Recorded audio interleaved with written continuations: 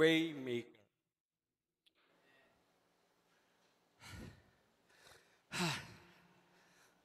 Lord, thank you. Ikaw na lang. Magbisahe. Muli, Lord, it is Sunday, it is our joy as we celebrate our kaligtasan sa mga sandaling ito. Every Sunday, we are celebrating ang atin pong kaligtasan. Blessed morning po sa mga nandito sa church. Pastor Bong, Sister Jane, thank you. Thank you in everything. Alam niyo na yan. And sa lahat po ng mga nasa Zoom, God bless po and good morning. This morning po, sa amin pong mga pag-uusap ng ating pastor, lalo na kapag meron po yung hindi maiiwasan na hindi makakarating dito sa church, hindi makakapagmensahe. Minsan binibiro po ako ng ating pastor. Ulitin mo na lang yung mensahe na i-message mo para hindi ka na mahirapan. So today, pwede ko pong ulitin ang mensahe na yon. Last ko pong mensahe was April 28. Kung marirecall niyo po, ang mensahe na yun last April 28, binalik-balikan ko pa nga po ang akin pong mga na-jot down na dates. Sabi ko, hindi pala ako nag-message nung ako po sa aking birth month. That was the last Sunday of April na nakaraan po. So almost 2 months po ako hindi nakapagmensahe.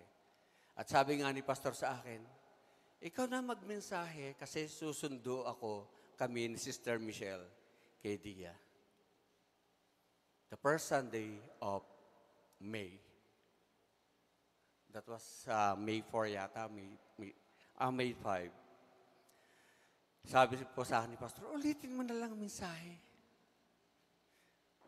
Ulit-ulitin mo hanggang sa tumama o maipamuhay ng bawat kapatiran. Nandun po, sige po, Pastor. Sige po, Pastor. Akin po titingnan and I will prepare. And God is so good. Sinalo po ako ni Brother Joey. Brother Joey. Thank you. And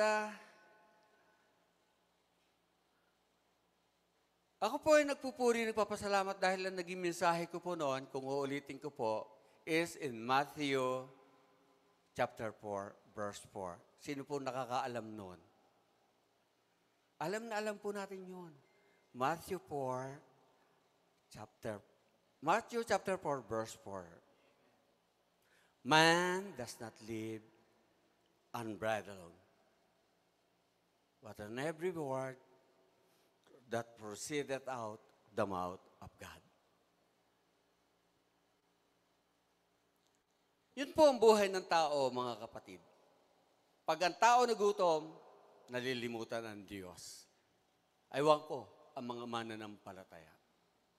Pag wala ng bread, sa panahon ko, ang bread nun pera eh. Hindi po sa panahon ngayon, ng mga Gen Z and so on and so on and so forth.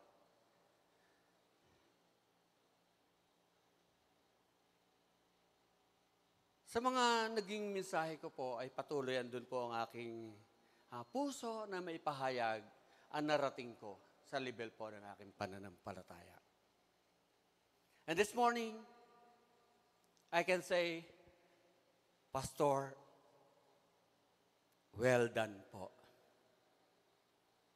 Pastor, well done po. Mamaya ko na po dudugtungan yun. Kung bakit ko po nasabi yun. Pastor, well done. Lalo na po sa buhay ko. Sa buhay ng iglesia as a church.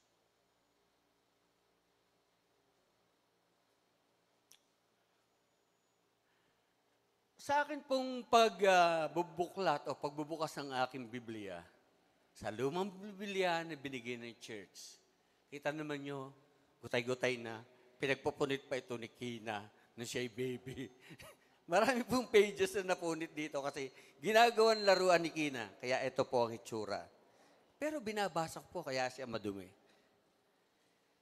And at sa akin pong paghahanap ng mga verses para sa umagang ito, sa mensahe sa umagang ito, I was amazed. Sabi ko, yun pala, noong panahon na yun, ganun pala ang ginagawa ko. Nawala na.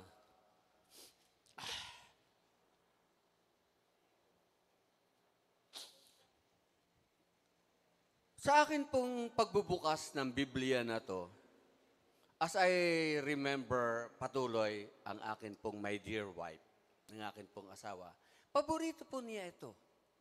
In Joshua chapter 1, ang sabi po dito, nandito po sa heading, sinulat ko po in red pen. Sabi ko, first message of God for me, September 17, 1995. Marami pa pong hindi pa pinapanganak dito nung panahon na yon.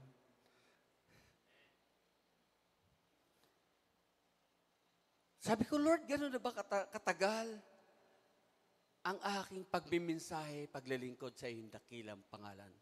This was my first message, the message of God for me, September 17, 1995, WWCF pa po. Sabi ko, nagmimisahe na pala ako ng panahon na yun. Kaya, Pastor, well done. Well done po. Ay, sip-sip. Wala na yung nagsasabi dito sa akin ng sip-sip. Sip-sip ka naman kay Pastor. Nga, Pastor. Kaya ho, payat ni Pastor eh. Sip-sip ako eh. Ano yun yung aking message that was noong panahon na yon ay in Joshua chapter 1, 8 and 9. Dito na lang po sa 9, sa paborito po ng aking asawa. In verse 9, have I not commanded you, be strong and courageous. Do not be terrified, do not be discouraged, for the Lord your God will be with you whenever you go. Isa po sa ilustrasyon ko sa umagang ito ay ang akin pong asawa. Sa kanya pong mga kapaguran sa kanyang trabaho. Buti na lang nung panahon na yun, minakukupit pa ako. Kaya lang ginagawa na niyang buo ngayon, di na ako makakupit.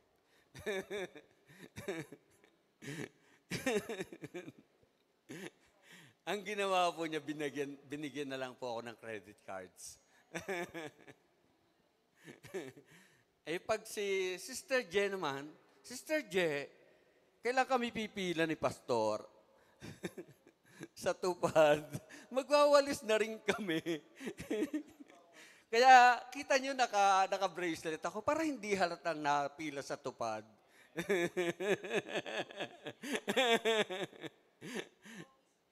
At ma'am, pwede pala naman kami ni Pastor sa office mo eh.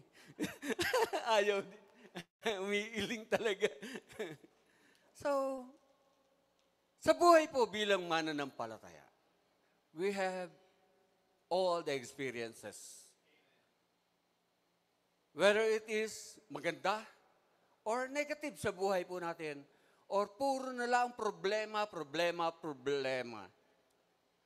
Kaya ako po nasabing ganito ang akin pong asawa, ang isa ko sa ilustrasyon.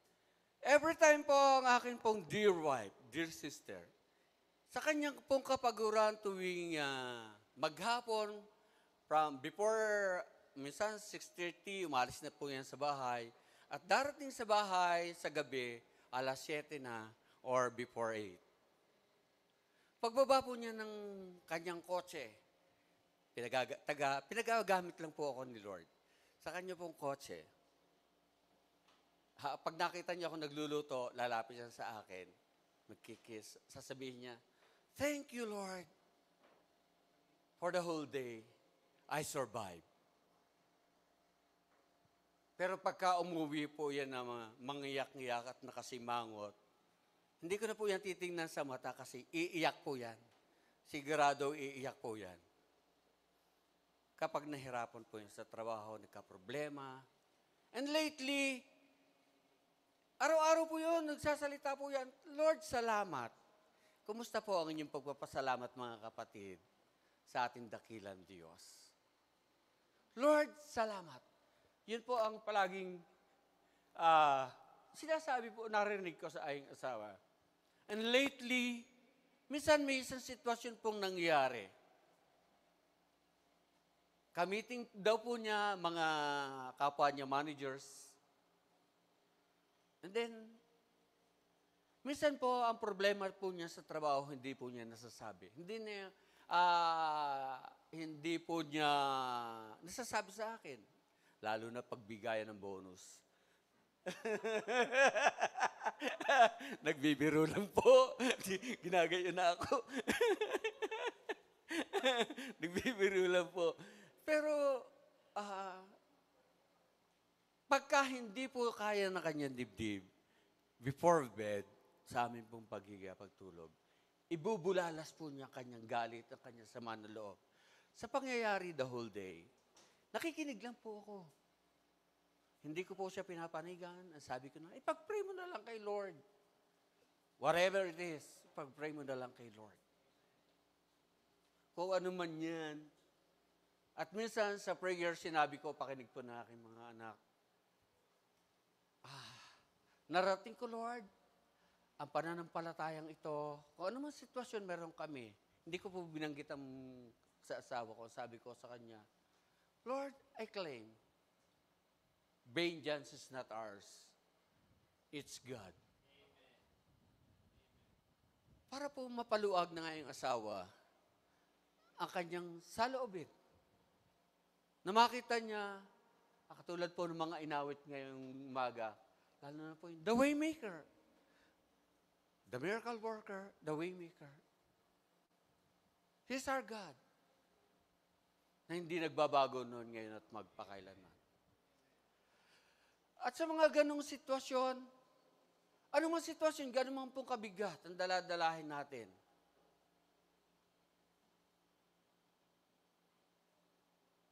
Andyan si Lord, mga kapatid. Andyan si Lord. Minsan may tinuturo si Lord sa atin eh. Minsan may tinuturo si Lord sa atin. Kaya nga po napakaganda ng Joshua chapter 1 verses 8 and 9. Ngayon po umaga, mahaba po ang aking mensahe. At sa mga pangungusap po ni Lord, sa buhay po natin, lalo na po sa mga ipinapahayag ng mensahe dito sa atin sa Iglesia.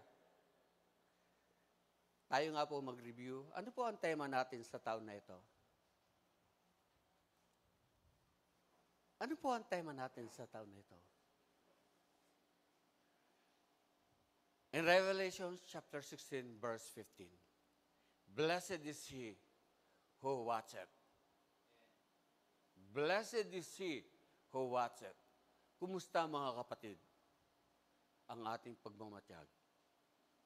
Kumusta na ang tayo natin sa pananampalatayang ito? Natatabunan ba yan ng kaguluhan o ng mga sitwasyon, realidad ng buhay po natin? Katulad po na sinabi ko po kanina, man does not live on bread alone. Man does not live on bread alone. Simula po na ako maging mananampalataya, tumimo na po sa puso ko. Kahit hindi ko pa po nararating ang level ng pananampalatayang ito. Habang lumalago at tumataas ang level ko po sa pananampalataya, ay nandun po ang isang katotohanan na pagtuturo ng Diyos sa buhay po ng bawat isa sa atin.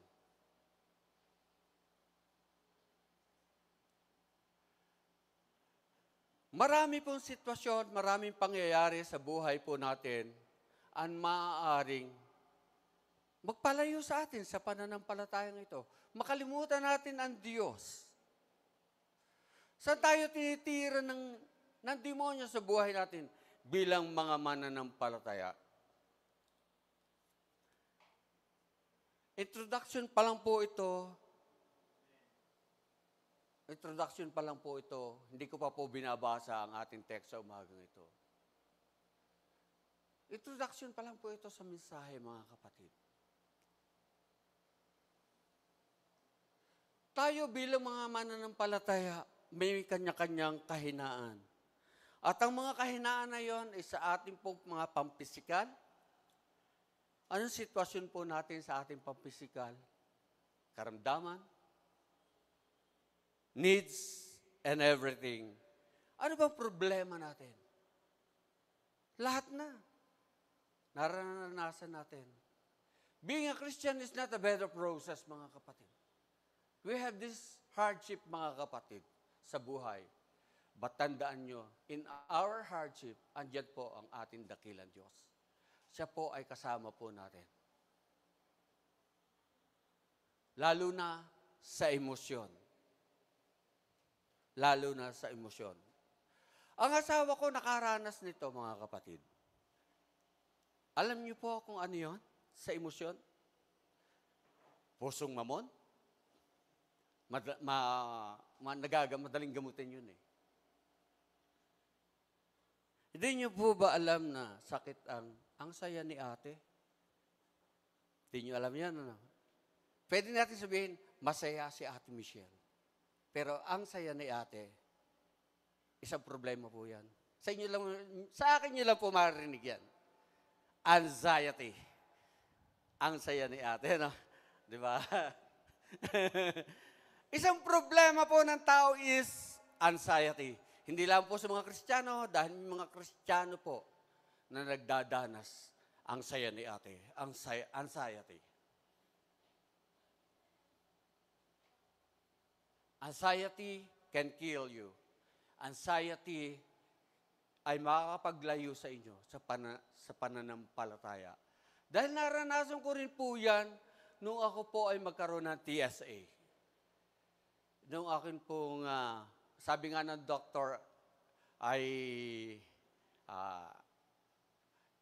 isang mini heart stroke. Na-stroke na po ako.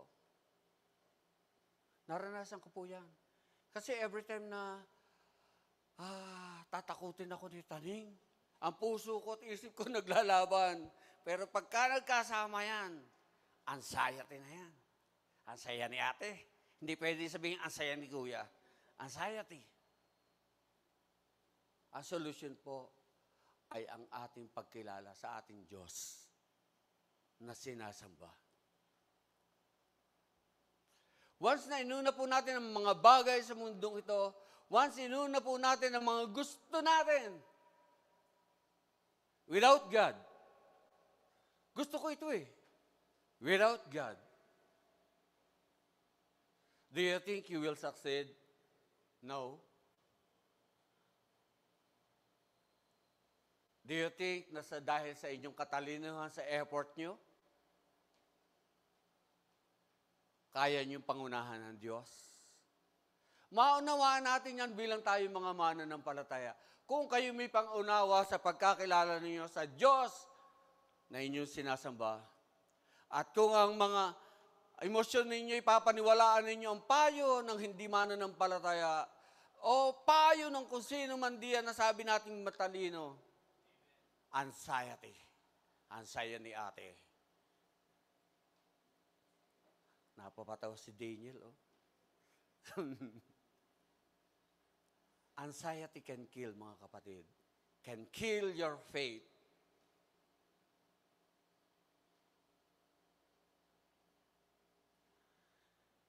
And this is our joy bilang mananampalataya, mga kapatid. Si Kayla po, bilang grade 5 ay napili sa glee club ng kanilang eskwelahan. Siya po yung maawit.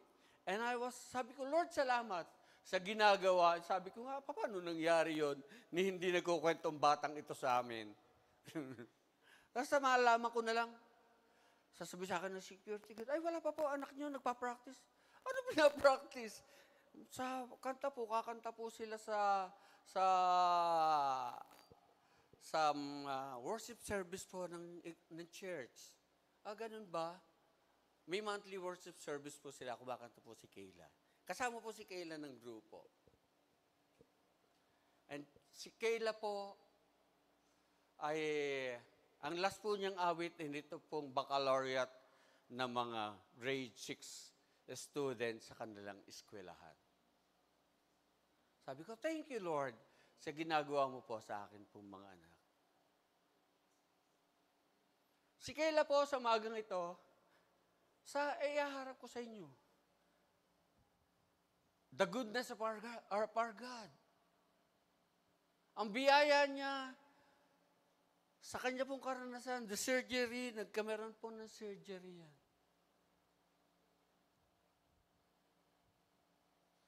At sa buhay po natin bilang mga mananampalataya, we may make our plans. Napakatagal ko na po narinig ito kay Pastor. Siguro nandun pa po sa kabila.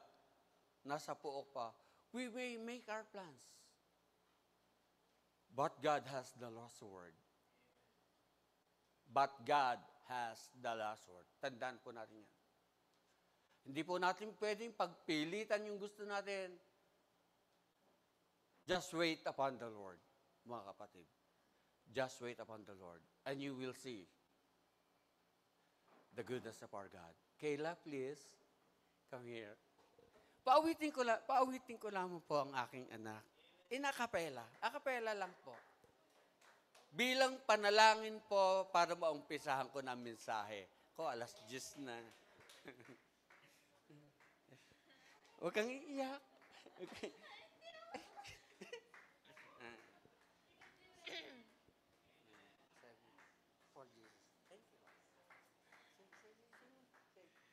I love you, Lord, for your mercy never failed me. All my days I've been held in your hands. From the moment that I wake up until I lay my head, oh, I will sing of the goodness of God. And all my life you have been faithful. And all my life you have been so, so good. With every breath that I am able, oh, I will sing of the goodness of God.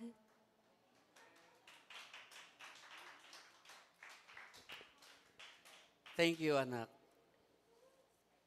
Hindi na po ako mag-pray, yun po ang prayer ko sa umagang ito.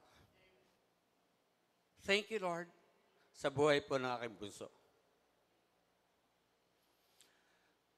At dadako na po tayo sa mensahe ko sa umagang ito. Kaya mahaba po ngayon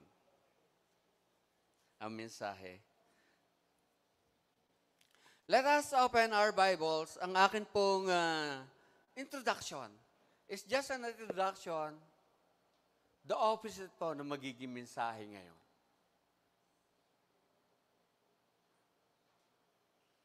Let us open our Bibles po in Luke chapter 12.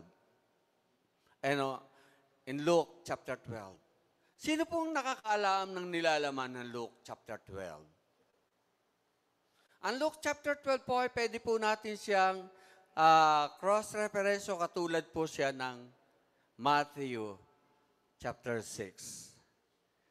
Ano po ang nilalaman ng Matthew chapter 6? God's prayer. Ano pa po?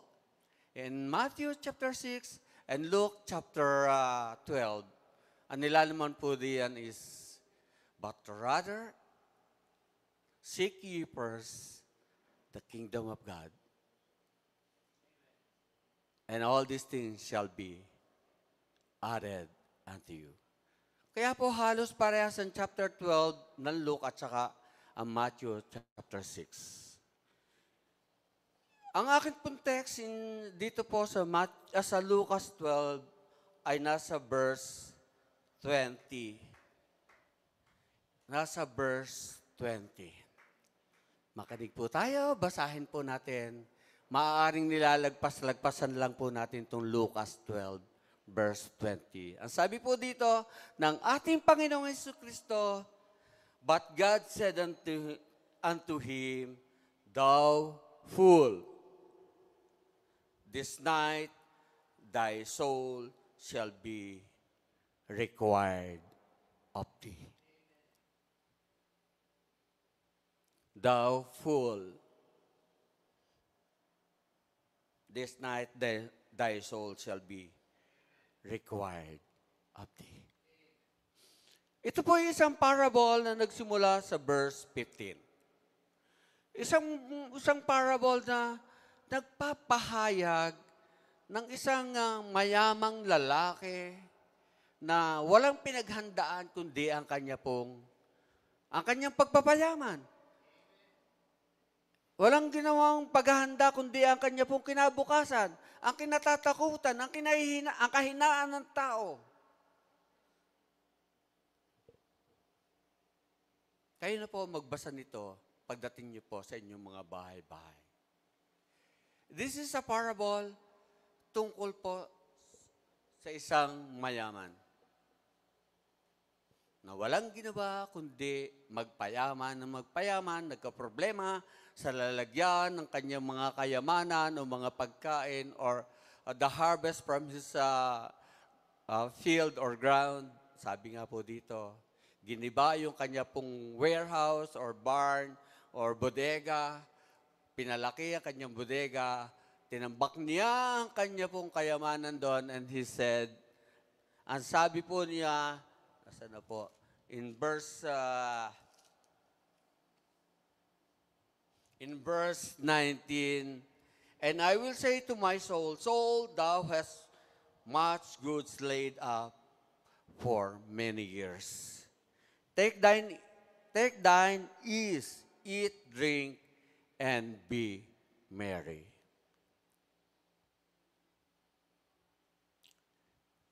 Maaring makikita po natin to sa buhay po ng hindi naman. Dahil dito po ang kinakatakot ng tao, ang mawalan ng makain. Pero ano po ang sabi po ng Diyos? Ang sabi po ng Diyos, "Thou fool, this night thy soul shall be required of thee." Hindi po natin alam ang panahon natin. Kung kailan tayo kukunin ni Lord. Ngunit ito pong ginawang example po o parable ng ating Panginoon Jesucristo ay isang tao na mayaman. Hindi natin po alam kung ano ang kanyang pananampalataya ng panahon na yon. But still, ang sabi po sa verse 21, "So is he that layeth up treasure for himself and is not rich toward God."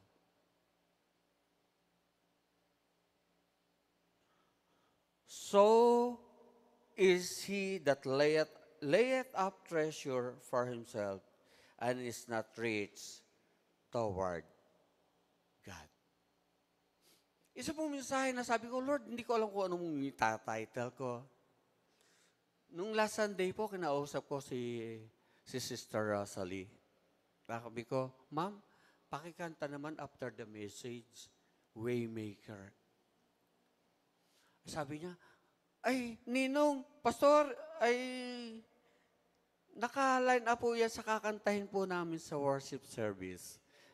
Sabi ko, "Lord, salamat."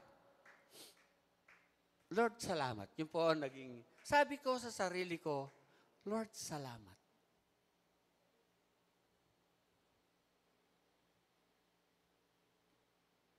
Di ko po akalain na yung gusto kong awit ay kakantahin na pa pala dito sa church. And that is the goodness of our God sa buhay po ng bawat isa sa atin. Kung iisa-isahin po natin nakabuuan po ng chapter 12, ay parang na rin po tayo nagbasa ng chapter 6 ng Matthew. Nandito rin po in verse 37, ang tema ng ating iglesia. Blessed is he who watcheth.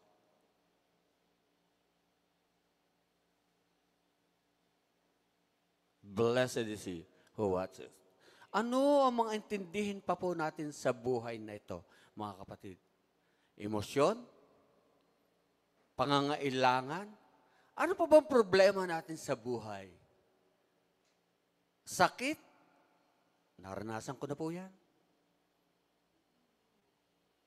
Even my wife ay umiyak po, no, sabihin po ng neurologist, yung surgeon po ng neurologist, kailangan po ninyo maghanda ng 1,000,000 para po yung nagbuhol-buhol yung ugat ay ugat ng inyong mister sa ulo ay maisaayos.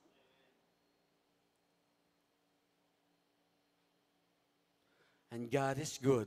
Hindi po niya hinayaan na mangyari po yon. Sa inyong tayo sa pananampalataya sa mga sandaling ito, mga kapatid,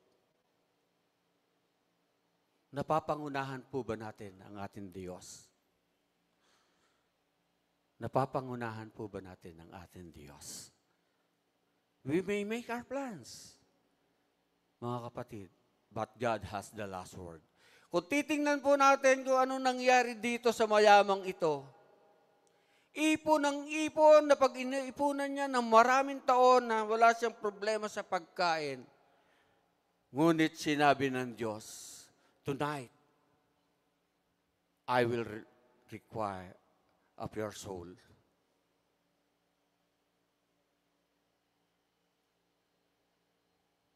Ano na po ang pangungasap ng Diyos sa atin sa umagang ito? Kung ano-ano na po naiintindihan natin sa buhay, nalilimutan na natin. Just wait upon the Lord. Ganun man katagal. Just wait upon the Lord. Mababasa po natin yan in Isaiah chapter 40. Just wait upon the Lord. Nainip ba kayo sa paghihintay ng katugunan ni Lord sa atin? It took me so many years para mangupit po sa aking asawa. Pero no ako'y maging 60, meron na po akong SSS pension. Just wait upon the Lord and God will do unexpectedly sa buhay po ng bawat isa. Before my pension, ang kapatid ko po promised me to give me money from Australia. Kaysa daw tulungan niya yung ibang pastor na nagre-reklamo, binibless na nga.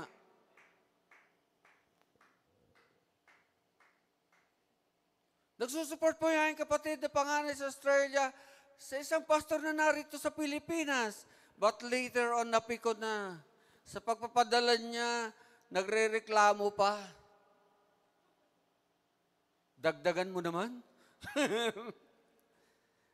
Never niyang narinig sa akin sa kapatid ko. Sabi ko, ate, salamat. And I will pray for you always. Hindi lang dahil binibigyan mo ko, noon pa kasama ko kayo sa prayers.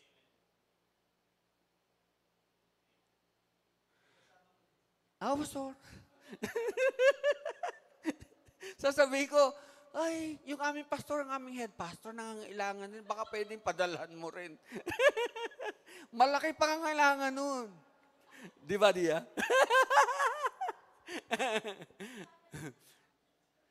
Even Sister J, ayaw niya na kami ni pastor magwawalis. Dahil alam niya ang magagawa ng Diyos. Hindi lamang po sa mga pastor, sa bawat isa sa atin. Paano binila si Dia going to the stage?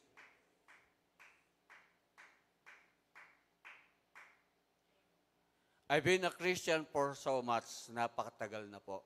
So many years. But He never failed me.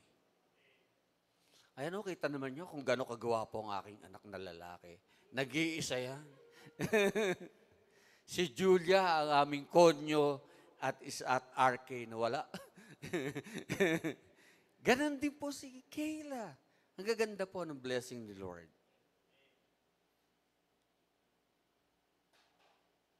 Huwag po natin tingnan yung mga bagay na yun. Ang tingnan natin, how great is our God. Sa bawat aspeto ng buhay po natin. Makita po natin ang kapangyarihan ng Diyos sa buhay po natin, sa ating pong pagbabasa ng Biblia, sa ating regular na pag-attend. Huwag naman po tayong saved, seated, and satisfied. Lahat po tayo, we are saved.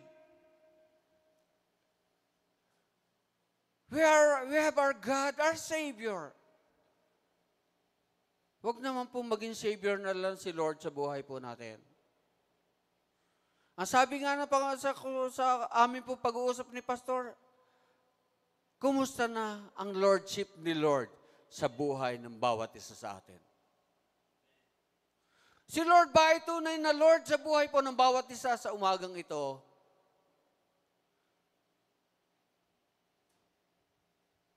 The Lordship of our God sa buhay po ng bawat isa sa atin. Ang sabi ko nga po kanina kay Pastor, well done, Pastor. Well done, Pastor. Dahil, bakit ko po nasabi yon? Because of His perseverance. Napakatiyaga po ng ating Pastor. At wala po yung binabanggit sa atin na, tiyaga lang kapatid, tiyaga lang. Even in difficult times, in hardship, tiyaga lang. Perseverance. Pwede maging title ko po sa mensaheng ito. Nasaan na po ang inyong perseverance? Are you persevering sa pananampalatayang ito? O nauumay na kayo? Mas marunong pa ako kay Lord. Hindi po pwede. Narating ko po ang pananampalatayang ito sa tulong po ng ating pastor. Sa pagtitiyaga po ng ating pastor, because si pastor po, nakita ko po yung ugali ng ating pastor. Ano po ang sabi sa Galatians 5:22? And the fruit of the Spirit is love. The fruit of the Spirit is love. Basahin niyo po ang kabubuan. Andun po ang perseverance. Bunga po ng pag-ibig ang perseverance. The fruit of the Holy Spirit.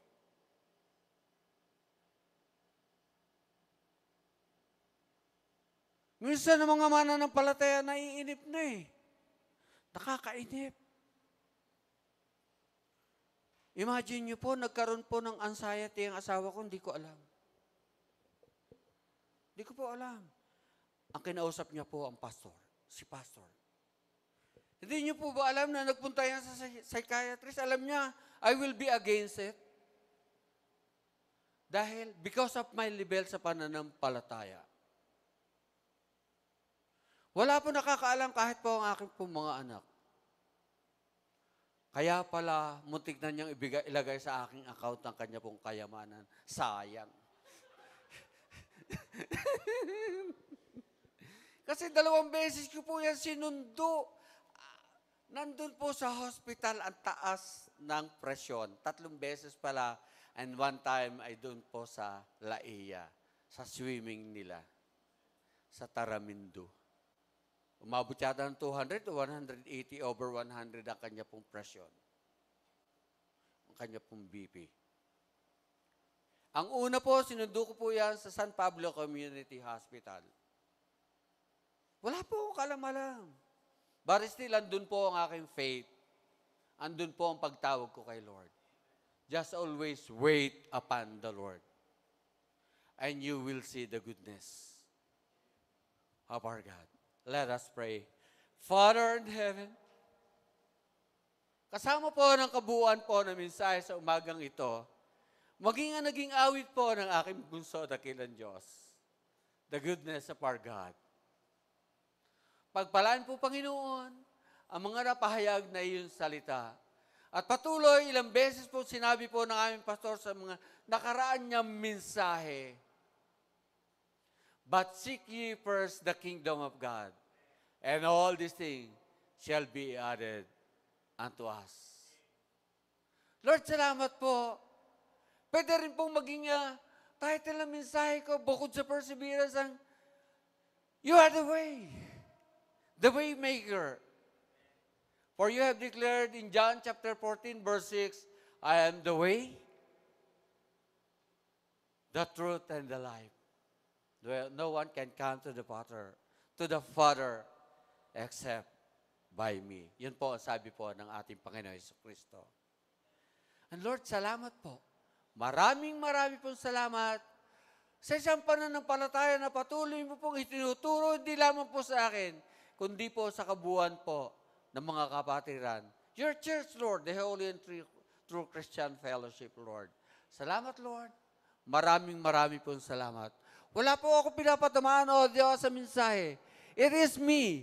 Yun po, O Diyos, ang itinuro mo po sa akin upang ako'y lumago sa pananampalatayang ito, O God. Lord, salamat po sa mga naging mensahe ni Pastor, the secrets of God. At sa kanya pong isang mensahe, minsan pa, Lord. Minsan pa, Lord.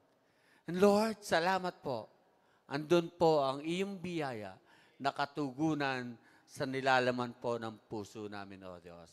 Even the mensahe po ni Sister Jen noong nakaraang linggo, we are precious sa iyong harapan, dakilang Diyos. Your precious possession, Panginoon, maraming pong salamat, O Diyos. Ano pa po ang amin pong hihilingin, Lord, sa buhay na ito dahil kasama po namin Ikaw. Ang mahalaga lamang po, O Diyos, we must persevere. Matiyaga kaming hintayin Ka, O Lord, sa iyong katugunan, sa iyong kaparaanan, sa iyong kalooban sa buhay po ng bawat isa. Marami pong salamat sa umagang ito, dakilang Diyos.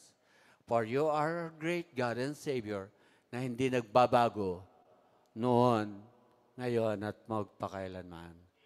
Lord, salamat po.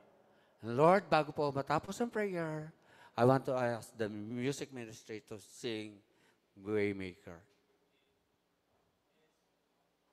Music, please.